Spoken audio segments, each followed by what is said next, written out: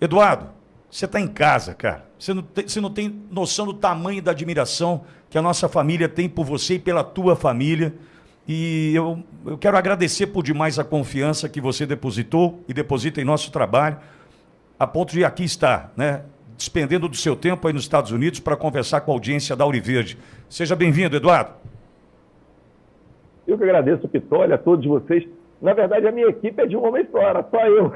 Mas eu queria agradecer aqui ao Belmonte, porque realmente foi uma parceria bem legal, ele foi bem solícito, fez questão de estar no aeroporto lá para me entregar o carro quando eu aluguei. E é uma satisfação falar com vocês, né? Principalmente depois de toda a covardia que você tem sofrido aí, Pitolho. O mínimo que a gente pode fazer é estender a mão, dar essa moral para aqueles que não simplesmente estão do nosso lado, né? Estão realmente do lado da democracia, das liberdades. Esse, sim, da verdadeira democracia, a verdadeira liberdade. Não é essa narrativa que ficam falando por aí, não. Né? Essa coisa maluca que está acontecendo hoje, onde até uma parte da imprensa está apoiando censura. Mas vamos lá, estou à disposição. Ô, Eduardo, muito obrigado, muito obrigado. Eduardo, eu queria conversar contigo sobre essa tua ida aos Estados Unidos. É importante destacar que essa viagem dessa comitiva de parlamentares brasileiros de direita acontece agora, né? Saída aos Estados Unidos e divulgada como um movimento que busca fazer contato com parlamentares americanos para falar sobre censura e violações de liberdade aqui no Brasil. A primeira pergunta, até para a gente derrubar qualquer narrativa dessa imprensa sapequinha, que aí está de plantão para tentar desqualificar o que vocês estão fazendo aí, é com relação aos custos dessa viagem. Os custos estão sendo bancados com recursos próprios ou com dinheiro público, Eduardo? Pitolho, são bancados com recursos próprios, tá? É do nosso bolso. Certamente, se a gente tivesse dinheiro público, seria um investimento muito bem investido, seria uma das melhores maneiras que eu teria de investir esse dinheiro público, seria numa viagem dessa daqui. Porque em tempos de normalidade, as notícias das atrocidades jurídicas que acontecem no Brasil, elas já deveriam chegar no exterior. Mas só chega no exterior aquela grande, a maravilhosa mídia brasileira. Então, o que acontece? Quando a maravilhosa mídia brasileira, né, publica alguma coisa no Brasil, é isso daí que vai sair lá no Le Monde da França, no El País da Espanha, né, no The Guardian lá da Inglaterra, no The New York Times. Então, é muito difícil essa informação chegar lá fora. Ela está começando a chegar, inclusive eu falei aqui de alguns meios de comunicação internacionais de esquerda, eles, um ou outro, já começam a se interessar pelo assunto, já começam a soltar alguns artigos dizendo, olha, tem alguma coisa estranha acontecendo. Então, eu acho que a gente está no momento de virada de mesa.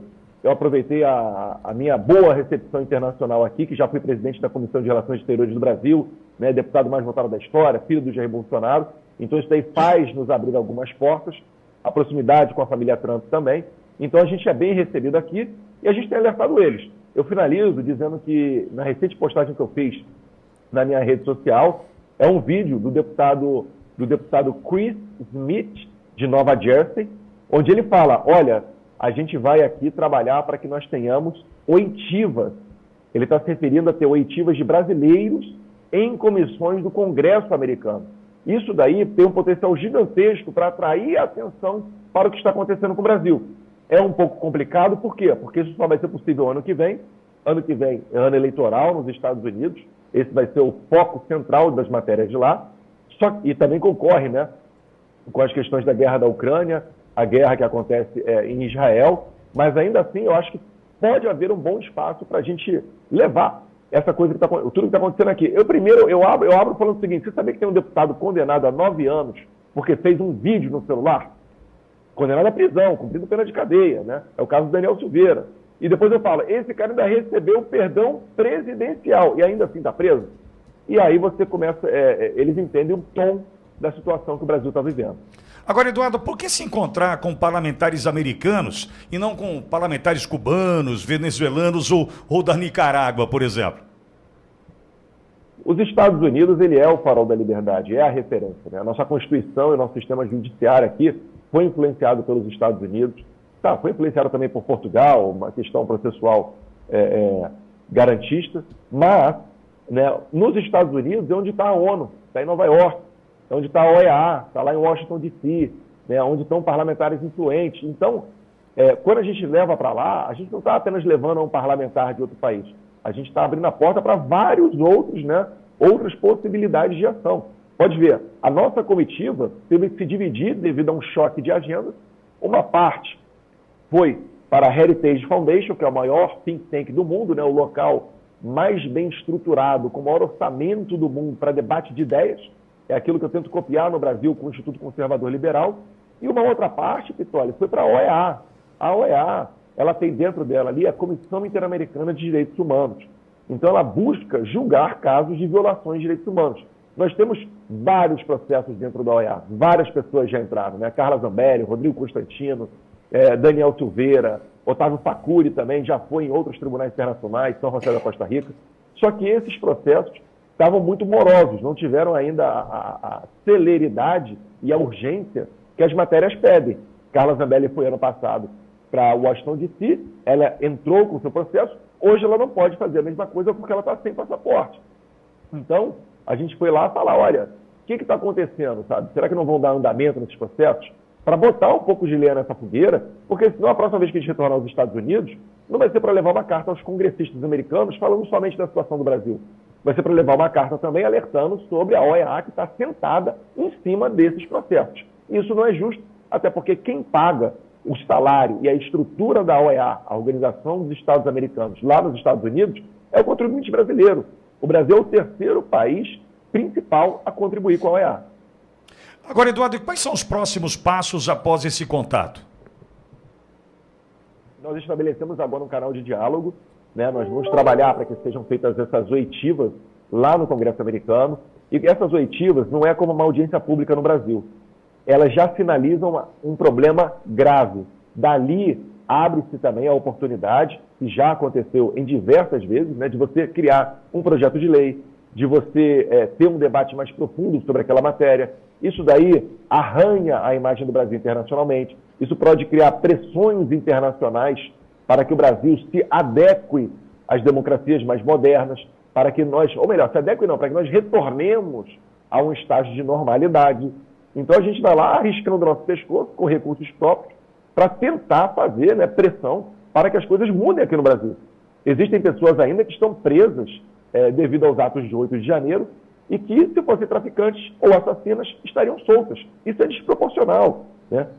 Para você ver, eu vi a matéria na imprensa dizendo que aqueles dois brasileiros presos por terem envolvimento com Hezbollah e planejarem um ataque contra judeus e instituições judias, estava dando conta de dizer que aqueles dois brasileiros, na pior das hipóteses, pegariam 15 anos de cadeia.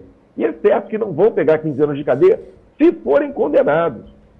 Então, por que cargas d'água? Pessoas que quebraram portas, né, e mesas vão pegar 17 anos de cadeia. Isso que não foi individualizada a conduta deles. Essas pessoas estão sendo condenadas a 14, 17 anos de cadeia porque simplesmente foram encontradas em determinado local. Teve gente que estava acampada em frente a QG se manifestando, que é algo garantido pela nossa Constituição, que está sendo encarcerado. Isso é um total absurdo, né? O sistema está expondo as suas entranhas e a gente tem que tentar combater isso daí, né? Então, os próximos passos são esses, e a gente já planeja um retorno a Washington numa comitiva maior, né, uma organização melhor, para ter também contato com a comunidade brasileira lá. Agora, Eduardo, ao mesmo tempo, esse tipo de iniciativa, dessa comitiva que partiu para os Estados Unidos, não ganha espaço nessa imprensa sapequinha aqui no Brasil, a não ser em poucos veículos de comunicação, né, que dão ampla cobertura a esta ação promovida por você e essa comitiva de parlamentares de direita. Por quê? Porque não querem divulgar, não é interessante, e vão chamar de extrema-direita se bobear. Nesse sentido... Se bobear? Pois é, para ser elegante, né, Eduardo? Seu fascista, você está sendo contra aí, poxa, só porque a mulher lá do tráfico de drogas entrou no ministério, você é contra, poxa, seu fascista. Pois é. E diante disso, Eduardo, qual que é a tua opinião sobre os planos desse governo Lula, né, para regular a internet no Brasil? Porque é o que nos sobra para poder dar notícia que o brasileiro precisa saber, né? Sim, olha, Pitoli, eu acompanho um pouquinho do retrato aqui da América do Sul, as eleições.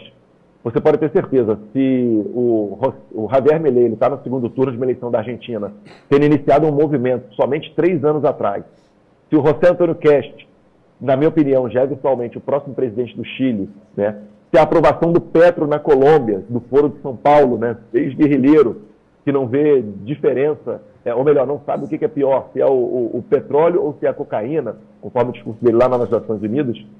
Se essas pessoas, se isso tudo está acontecendo, a gente tem um sopro de liberdade na região, é por causa da liberdade de expressão, né? Então, a fórmula do sucesso do Javier Milei, do José Antônio Cash, da Maria Fernanda Cabal na Colômbia, é ter resistência, né? Denunciar todo dia, igual você faz aí. Isso você pode sofrer as consequências? Pode até sofrer as consequências disso. Os poderosos vão para cima de você. Porque certamente uma tia do Zap tweetando nas redes sociais é muito mais perigosa do que um traficante com uma arma na mão. Porque o traficante com uma arma na mão, ele não é capaz de ser presidente da República. As tias do Zap são capazes de impulsionar um presidente que não tem sequer um partido político. Então, esse retrato todo nos faz entender que, com a liberdade de expressão e sendo resilientes, a gente vai retornar ao poder. Eu não tenho sombra de dúvida disso. Talvez as pessoas se desesperem, não saibam como, enfim. Mas eu te asseguro, isso daí vai ser transitório. A esquerda, ela voltou ao poder na América Latina e já está caindo de novo. E onde ela retornou ao poder foi porque ganhou a eleição por 1, 2% dos votos e debaixo de acusação de muita desconfiança sobre fraudes. Então eu estou falando, a gente está num momento ruim, a gente está numa curva de depressão, onde agora as pessoas começam a se animar de novo, e isso daí está sendo vivenciado nos países vizinhos. A gente vai vencer essa guerra, mas precisamos de liberdade de expressão. Finalizando, Pitoli, os Estados Unidos, ele teve a sua independência no final do século XVIII, lá em 1776, fez a sua Constituição e algumas emendas logo na sequência. O que ocorre? Nos Estados Unidos, toda a lógica da Constituição americana gira em torno a você se precaver para que não retorne aquele cenário de ditadura que eles sofreram quando eram colônia da Inglaterra. Então, a primeira emenda, a primeira ação tomada entre os Founding Fathers, né, os pais fundadores da América, foi justamente o quê? Garantir a liberdade de expressão. E a segunda emenda foi ter uma maneira de garantir a existência da primeira.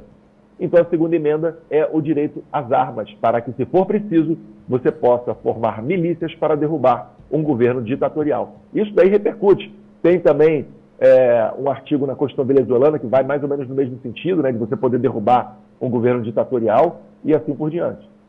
E nesse sentido, então, falando de Constituição, você se sente seguro, Eduardo, para discussar no Congresso Nacional, ou o artigo 53 da Constituição não vale mais nada? Vitória, a gente se sente insegura, a gente está num momento nebuloso, a gente não sabe o futuro, as consequências de um discurso mais enérgico, um discurso falando a verdade da tribuna. E aqui nos Estados Unidos, alguns deputados, né, por exemplo, o Chris Smith, que eu falei aqui, ele mesmo falou, olha gente, eu não quero prejudicar vocês, eu tenho medo de vocês retornarem ao Brasil e terem passaporte cancelado, visita da Polícia Federal. E eu falei para ele, olha, isso é uma realidade, mas a gente só tem dois caminhos. Ou a gente luta contra tudo isso arriscando o nosso próprio pescoço, ou a gente vai abaixar a cabeça e aceitar viver igual eles querem que nós vivamos, né? Deixando seu filho na escola para aprender ideologia de gênero, andando desarmado e um vagabundo que consiga comprar um 38 no mercado negro te tirar a tua vida. Então a gente não tem muita opção, né? E quando você não tem opção, a única maneira que você tem de se comportar é sendo forte. Então, vamos para frente, vamos para cima. Eu acho que fazer uma maldade conosco não está fora, não é a carta fora do baralho, mas também eu acredito que, vindo aos Estados Unidos, tendo contato com esses parlamentares, a gente fica mais protegido, que agora eles estão de olho em nós. Se alguma coisa acontecer conosco no Brasil, esse senso de responsabilidade que eles têm vão movê-los a tentar nos defender, a tentar pelo menos denunciar internacionalmente essa maldade totalmente inconstitucional que está ocorrendo com diversos conservadores no Brasil. Você falou de mercado negro, me lembrei do buraco negro. Aí eu quero te fazer uma pergunta. Se esquecer alguma coisa, você pode falar que deu branco. Né? Agora, buraco negro não pode, não. Pois é, você falou mercado negro, lembrei do buraco negro. Aí eu te pergunto, Eduardo, por que os parlamentares de direita aqui no Brasil estão alegando que essas bandeiras, né, como a linguagem neutra e a substituição de termos como criado mudo, denegrir, esclarecer, buraco negro, enfim, estão relacionadas à censura aqui no Brasil, Eduardo? Porque, Pitoli, quem controla a linguagem controla a narrativa. Né? Isso daí, num primeiro momento, tem pessoas que até que não conseguem enxergar a periculosidade disso. Só que daqui a pouco, o que vai acontecer? O próximo passo, já que você aceita quase igual um cordeiro essa imposição, o próximo passo vai ser proibir você chamar bandido de bandido e criminoso de criminoso. Você vai ter que chamar ele no máximo de suspeito, por exemplo, né? Que é a visão que a esquerda tem do bandido. A esquerda não enxerga o bandido como um cara mau, né? Como um cara deturpado nos seus valores. Ela enxerga como uma pessoa que não teve a chance na oportunidade capitalista e quando ele pega a arma na mão para roubar o seu celular, ele, na verdade, está fazendo uma distribuição de renda, uma expropriação nas palavras dele. Então, não ache que é algo pormenor esse uso das palavras, né? Isso daí já é um cerceamento da sua liberdade e eles sabem disso. E os próximos passos sempre são piores. Você pode ver, né? A linguagem, a regra culta da língua portuguesa, ela prevê que o masculino ele é genérico, se refere a todos, né? A todos os sexos. Então, quando você fala bom dia a todos, isso daí já engloba homens, mulheres, todos os seres humanos. Quando eles falam bom dia a todos e a todas, a pessoa inicialmente ela fala, não, vamos falar a todos e a todas, né? Poxa, vamos aqui respeitar as mulheres também. E você pisa fora da regra gramatical, da regra culta da língua portuguesa. O próximo passo da esquerda é te obrigar a falar bom dia a todos. E aí você vai falar, mas isso daí não está, isso daí, todos não está no português. Aí o cara vai falar, mas calma aí, a regra culta do português também não prevê todos e todas, você já está falando todos e todas. Consegue compreender que eles sabem onde é que eles querem chegar e eles têm uma estratégia de passo a passo, by the book, para controlar você? Se eles conseguem controlar o que sai da sua boca, injetar uma substância experimental na tua veia vai ser piada, vai ser café pequeno. Então a gente tem que se precaver contra essa questão da linguagem neutra. Eu incentivo não só os parlamentares federais, mas também aos estaduais a seguirem um exemplo da deputada Ana Campanholo, que conseguiu aprovar em Santa Catarina o fim da linguagem neutra, e pouco importa se lá na frente os Supremos Tribunais vão declarar isso aí constitucional ou inconstitucional. A gente está chamando a atenção para essa causa, a gente está fazendo a nossa parte, e quando você percebe que algo está ruim, perfeito, vamos tentar mudar. O STF é mais à frente, né? Você tem que nomear um presidente, o presidente nomear um ministro, mas isso daí tudo entra no debate e a gente expõe as entranhas do sistema. É dessa maneira que a gente vai mudando o Brasil. Eduardo, agora, memes e piadas também estão sendo tratadas como algo literal, né? E assim classificadas como fake news ou até discurso de ódio. Você tem acompanhado esse movimento que tem levado à justiça desde pessoas comuns da internet, a tia do Zap, por exemplo, até humoristas famosos, Eduardo? Eu tenho, Pitoli. Isso até me lembrou aquele caso dos empresários que discutiam política em um grupo de WhatsApp e receberam a visita da Polícia Federal. O sistema ele não dá ponto sem nó. Eles querem realmente aterrorizar as pessoas a ponto de que elas sequer tenham um conforto de conversar no grupo de WhatsApp da sua família. Mas nessa oportunidade, a peça acusatória que levou a Polícia Federal a ir à casa desses empresários foi também recheada de memes. Então você vê só, memes, figurinhas, você rir de alguma situação dentro de um grupo fechado de WhatsApp, isso aí passou a ser crime. E é inimaginável que o Brasil um dia chegaria a uma situação dessa. Então é isso que a gente vem expor aqui nos Estados Unidos, né, para deixar eles cientes, primeiro precavê-los também, né, falar, olha, esses aqui são sinais de que o seu país está indo para uma ditadura. Indo não, porque no Brasil atualmente eu já considero o Brasil, infelizmente, como uma ditadura, talvez uma narcoditadura, né, se nada for feito pelo sistema para impedir esse avanço de traficantes de crime organizado de se relacionarem e transacionarem com o governo Lula. Então eu tenho acompanhado sim, você está falando de meme, mas a gente tem humorista que está exilado, a gente teve humorista preso. O Bismarck do canal Hipócritas, ele foi pego pela Interpol lá no Paraguai, levado para o Brasil aqui. Hoje em dia acho que está em liberdade com tornozeleira. Mas olha que loucura que a gente está vivendo, né? O Brasil Paralelo foi censurado previamente. A gente falou disso aqui nos Estados Unidos também, né? Um documentário falando de um fato notório, que foi a facada contra o então candidato Jair Bolsonaro nas eleições de 2018, um documentário que sequer foi visto pelos censores e foi simplesmente impedido de ser exibido, só poderia ser exibido depois da eleição. E a esquerda pode fazer tudo. Então, não tem mais como as pessoas acreditarem, né? Quando certas autoridades abrem a boca para falar em democracia, Estado Democrático de Direito, isso aí é balela, está gastando saliva, as pessoas não acreditam mais nisso. Então, acho que isso daí vai formando uma base de pessoas conscientes, lembrando que conhecereis a verdade vos libertará. Eduardo, aqui conosco um charateu, Eduardo Borgo, nosso vereador, comentarista da Rádio Ouro Verde, tem uma pergunta para você. Pois não, Borgão? Bom dia, Eduardo Bolsonaro, um prazer falar com o senhor.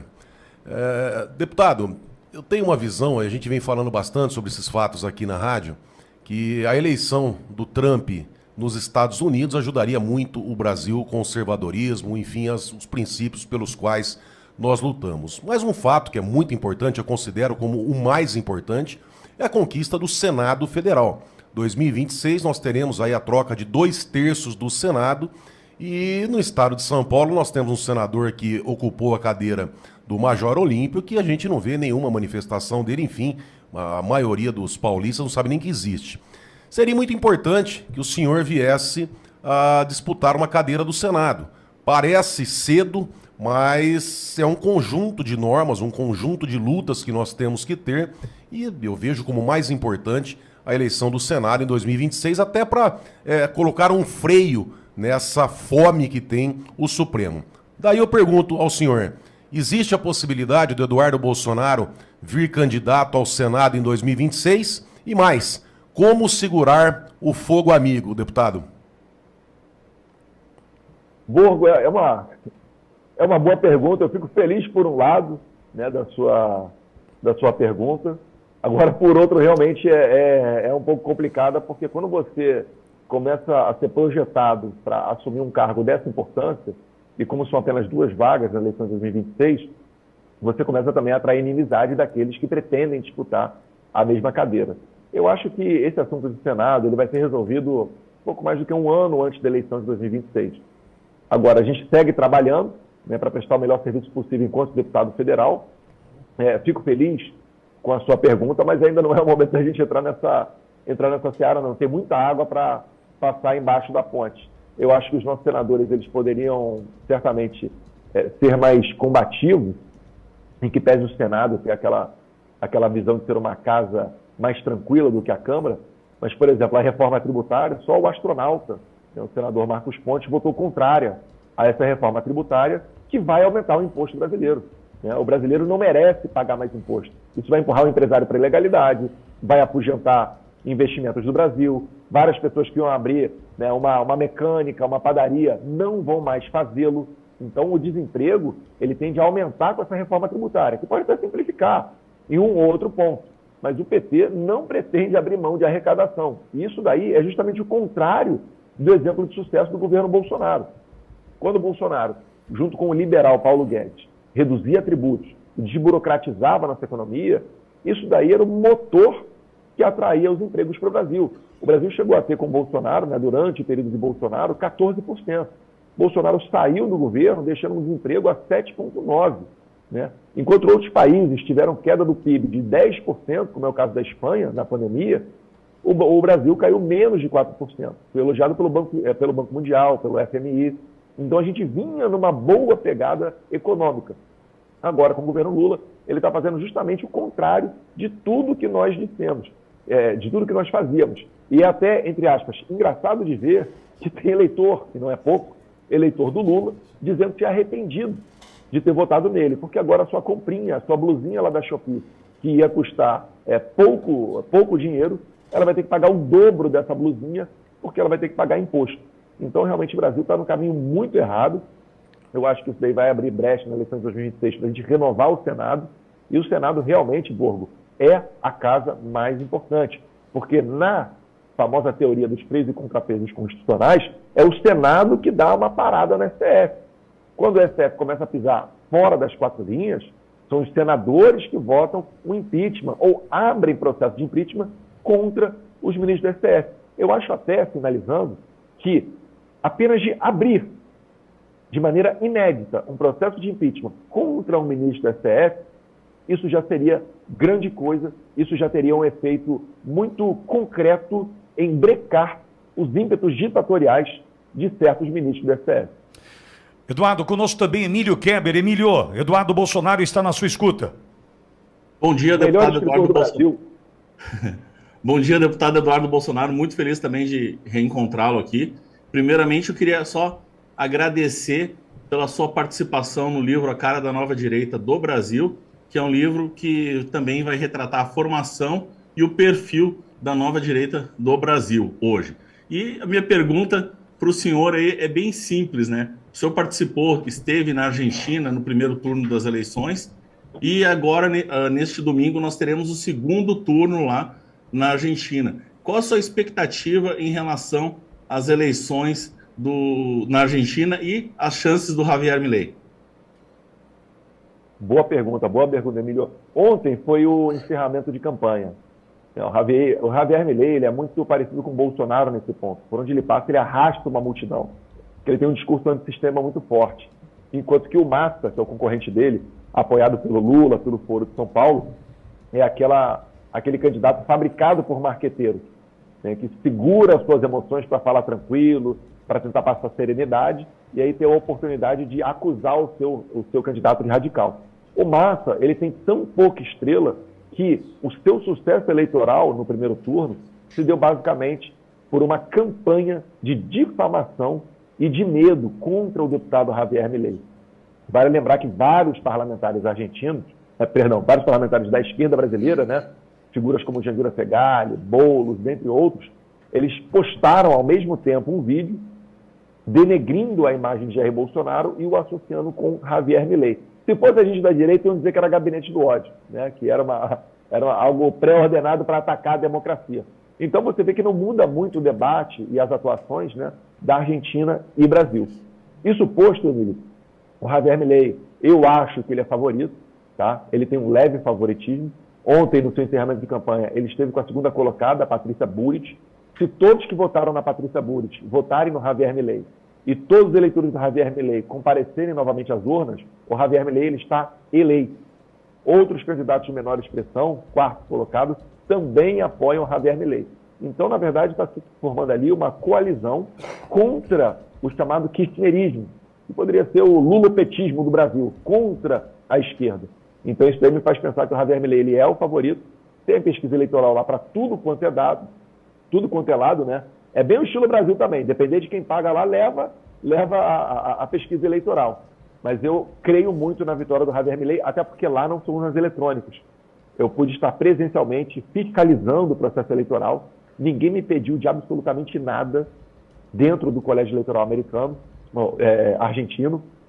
E a gente conseguiu ver ali uma votação no papel. Só o Brasil utiliza essas maquininhas que a gente utiliza, né? Pelo amor de Deus. Então isso daí nos dá esperança de que sim, pode haver mudança. Pode acontecer fraude? Tem reclamação de fraude lá na Argentina? Claro, tem. Mas lá, quando a pessoa vê a fraude, ela no mesmo momento ela denuncia. Ela para a votação naquela sessão eleitoral.